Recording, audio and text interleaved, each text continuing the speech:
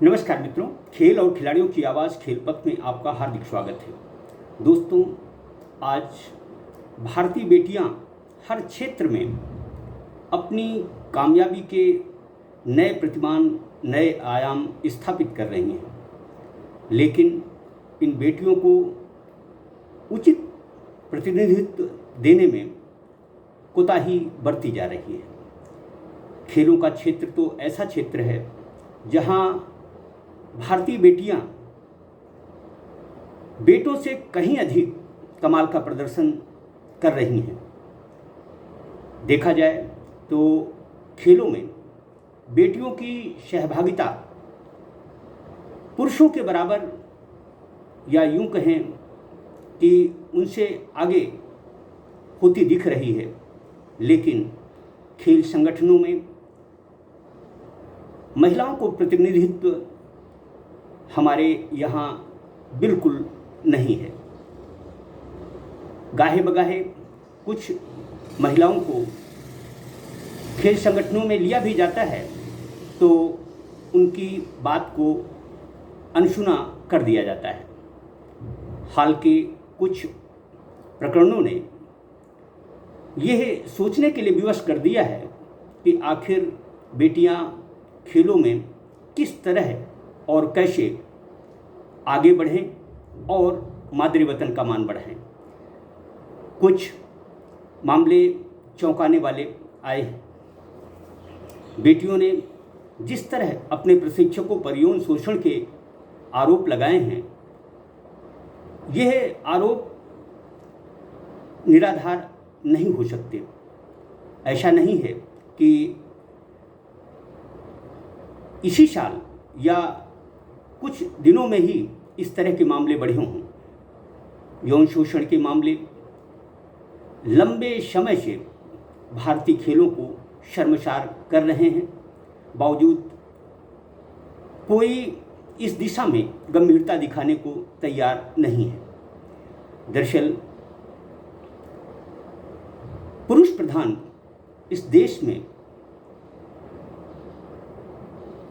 महिलाओं के मामलों को या महिलाओं के अधिकारों को लेकर कोई भी सजगता उस तरह नहीं दिखाई देती जिस तरह की दिखाई देनी चाहिए।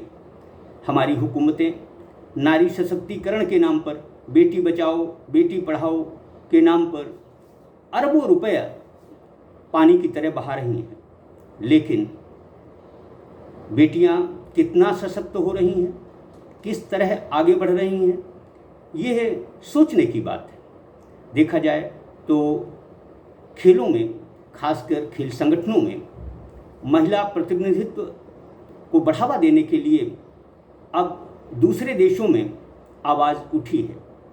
यौन शोषण को रोकने के लिए यद्यपि भारतीय खेल प्राधिकरण ने अब महिला टीम के साथ महिला कोच या महिला मैनेजर का जाना अनिवार्य कर दिया है, बावजूद इसके जब तक खेल संगठनों में महिलाओं को पर्याप्त प्रतिनिधित्व नहीं मिलेगा, मैं समझता हूं कि इस यौन शोषण जैसे घटिया कृत्यों पर रोक लगना असंभव है। दरअसल खेल संगठनों में यदि महिलाओं को बराबरी का हक नहीं भी दिया जाता है तो कम से कम 33% पद महिलाओं के लिए आरक्षित किया जाना नितांत आवश्यक है। अगर भारत को खेलों में आगे बढ़ना है तो भारत सरकार को खेलो इंडिया की बजाय खेलो महिला प्रतियोगिता शुरू करनी चाहिए। एक विशेष महिला सेल की स्थापना होनी चाहिए तथा संगठनों में उन्हें पर्याप्त तवज्जो मिलनी चाहिए। यदि खेलों में महिलाओं के प्रतिनिधित्व को बढ़ावा मिल जाए तो मैं समझता हूं कि बहुत सारी समस्याओं का अपने आप निदान हो सकता है। देखा जाए तो हमारे देश में महिला प्रशिक्षकों की भी बहुत कमी है।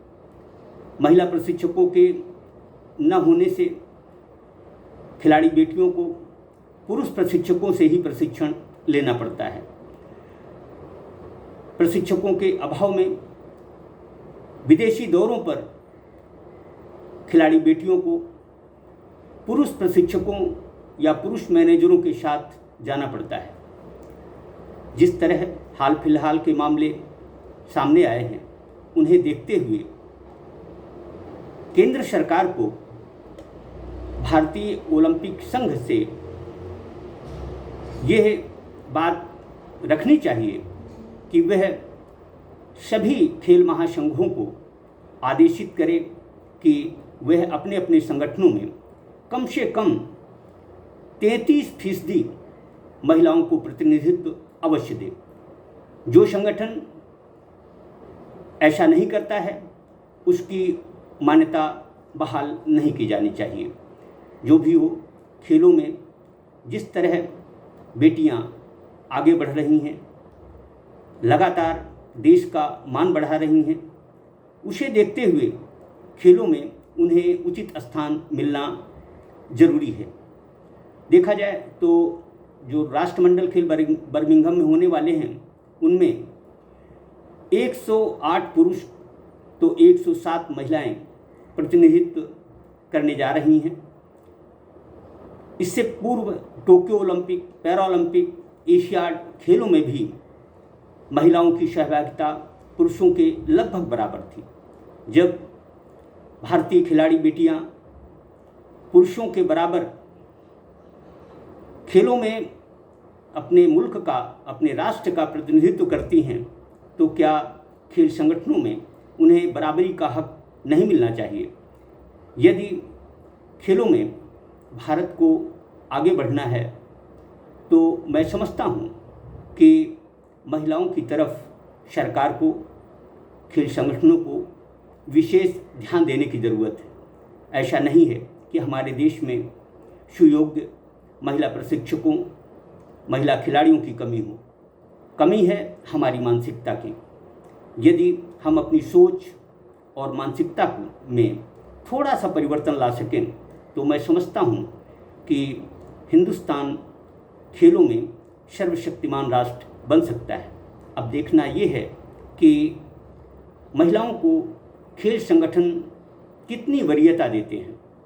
जब तक खेल संगठनों में महिला खिलाड़ियों को वरीयता नहीं मिलेगी, मैं समझता हूँ कि यौन शोषण जैसे मामले सामने आते ही रहेंगे और भारत लजाता रहेगा।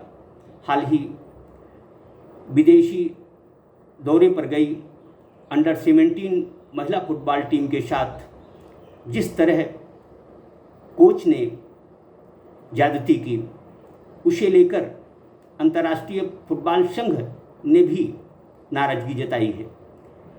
इससे पूर्व भी 4 प्रकरण सामने आए हैं। खेल मंत्री अनुराग ठाकुर भी ये स्वीकारते हैं कि यौन शोषण के मामलों में लगातार इजाफा हो रहा है। मैं समझता हूँ कि इन